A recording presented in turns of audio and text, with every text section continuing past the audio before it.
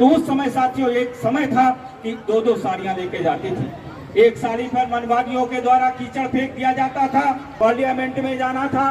भारत में यही नहीं, भारत में साथियों इस बात को मैं बताना चाहता हूं, यही भारत के लोगों ने पार्लियामेंट में नहीं भेजने दिया बाबा साहब को।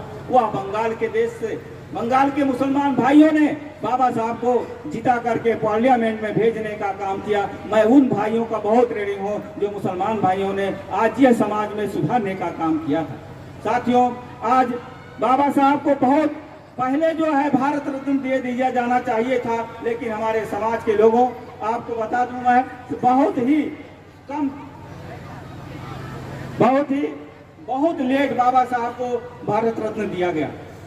बाबा साहब तो जिस दिन जन्म लिए उसके बाद ही जो है 32 डिग्री 4 पीएचडी विषय में बाबा साहब के कितना कोई भी व्यक्ति पढ़ा लिखा नहीं था।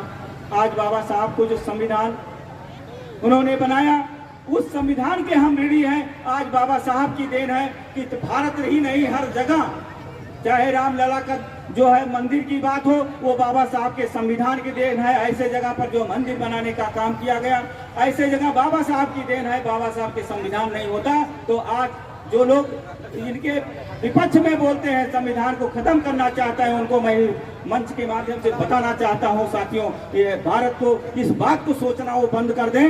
न जिस दिन क्रांति होगी भारत में, हमारे भारत के 85% लोग जिस दिन इस बात को सोच लेंगे, उस दिन क्रांति ही क्रांति होगा। इस बात को मंच के माध्यम से बताना चाहता हूँ। बहुत बहुत साधुवाद भाई, मैं ज्यादा भाई साहब ने समय कम कर दिया है। आप सभी लोगों को मैं इस मंच के माध्यम से बहुत बहुत साधुवाद देना चाहता हूं। और मैं एक गाना भी गाना चाह रहा था बहरहाल, अब इसके बाद में कभी मौका मिला तो फिर आएंगे सर। बहुत बहुत धन्यवाद। लेकिन लंबे समय के बाद मानवर कांसीराम साहब का इस देश में उदय हुआ और मानवा कांसीराम साहब ने इन सब चीजों पे अध्ययन किया कि आखिर बाबा साहब अम्बेडकर राजनीति में फेल क्यों हुए। तो उन्होंने पाया कि आगरा की धरती में बाबा साहब अम्बेडकर ने कहा कि मुझे पढ़े लिखे लोगों ने धोखा दिया। इसी देश में एक नेता हुआ करते थे खापड़े साहब, उन्होंने बाबा साहब की इस बात को स्वीकार कर लिया कि पढ़े लिखे लोगों ने बाबा साहब अम्बेडकर को धोखा दिया। तो उन्होंने भी अपने शब्दों में ये लिख डाला कि पढ़े लिखे लोग मेंढक के समान होते, ये तराजू में नहीं रह सकते। लेकिन कांसीराम साहब ने जब अध्ययन किया और इसका निचोड़ निकाला तो उन्होंने कहा कि मैं इस मूवमेंट की शुरुआत वहीं से करूंगा जिसको बाबा साहब ने दोषी करार दिया है। और उन्होंने पाया कि लोग पढ़े लिखे तो हैं लेकिन वैचारिक रूप से मजबूत नहीं है।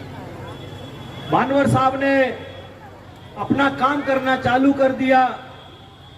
आरपीआई से अलग होने के बाद उन्होंने पढ़े लिखे लोगों को वैचारिक रूप से मजबूत किया और ये कारवां आगे बढ़ाते चले गए।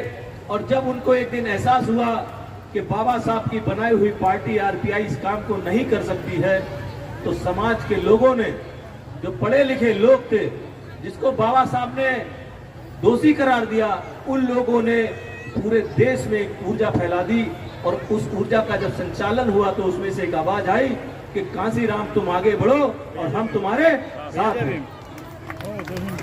और उसके बाद मानवर साहब ने DS4 बनाया, BSP बनाई और इस देश की सबसे बड़ी जनसंख्या के रूप में उत्तर प्रदेश में अपनी 4 बार सरकार बनाई। लेकिन उसके बाद मानवर साहब हमारे बीच से चले जाते हैं। लेकिन मैं आप लोगों से पूछना चाहता हूं कि बाबा साहब का सपना क्या पूरा हुआ? हम इस देश के शासक बनना चाहते थे लेकिन हम एक प्रदेश के शासक बन पाए। कांसीराम साहब के अथक प्रयास भी विफल हो गए लेकिन 50% हम कामयाब हुए। हमें वो फार्मूला दे करके गए कि इस देश में हम सत्ता को कैसे छीन सकते हैं, हम दुश्मन के गले से अपनी बाजी को कैसे बाहर निकाल सकते हैं। बाबा साहब अम्बेडकर का सपना जो अधूरा है, मानवर साहब जिसको आधा पूरा कर पाए, आज हम इस बात की कसम खाएंगे कि हम फिर से एक होंगे और फिर से अपने मूवमेंट के साथ खड़े रहेंगे और इस देश में जो जिस तरह से उत्तर प्रदेश के लोगों को सरकार प्राप्त हुई, कहीं ना कहीं मध्य प्रदेश में हमारे लोग पिट रहे हैं, राजस्थान में हमारे लोग पिट रहे हैं जिन्होंने सत्ता नहीं देखी है।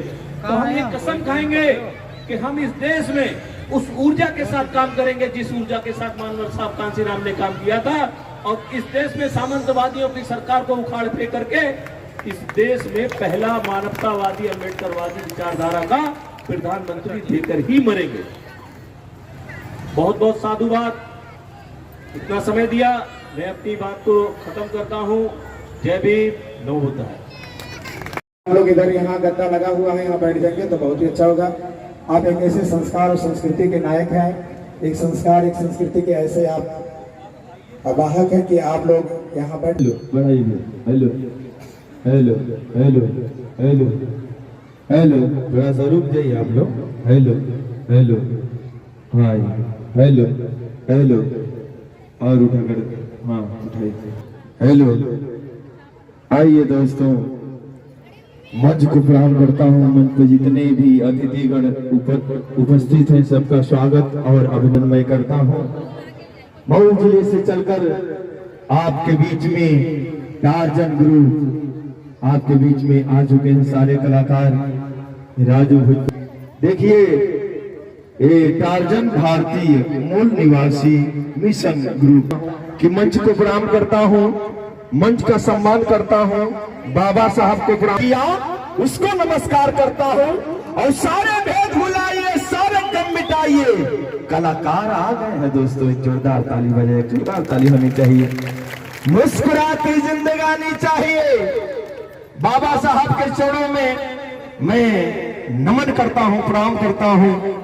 और देखिए, आप गीता पर हो या ना हो, लेकिन आप संविधान पढ़ेंगे, जरूर फायदा होगा, जरूर फायदा होगा दोस्तों। आना मानिए तो करके देखिए, जो लोग नहीं पढ़ते हैं। देखिए, जानना और मानना में फर्क है। देखिए, आप लोग जाने उसको पढ़िए तो तब मानिए। और देखिए, संतों के संत शिरोमणि रविदास जी के चरणों में मैं पुष्प अर्पित करता हूँ। और बुद्ध भगवान जी के चरणों में मैं नमन करता हूँ। हटा दीजिए भैया, इसको हटा दीजिए। और यहाँ की धरती को मैं प्रणाम करता हूँ, यहाँ के लोगों को नमस्कार करता हूँ। और कहना चाहता हूँ दोस्तों कि मुस्कुराती जिंदगानी चाहिए। कभी आप गधे को नहीं मुस्कुराते हुए देखे हैं? गधा कभी मुस्कुराता है, कभी नहीं मुस्कुराता है। अगर आने लगे तो समझिए आदमी होने की कगार में है। अगर मनुष्य चुप रहे, शांत रहे, समझिए गधा होने की कगार में है। जिसकी मस्ती जिंदा है उसकी हस्ती जिंदा है। मस्त रहिए। आज बाबा साहब का जन्मदिन हम लोग मना रहे हैं, किस लिए? आप लोग को एनर्जी दिखानी है।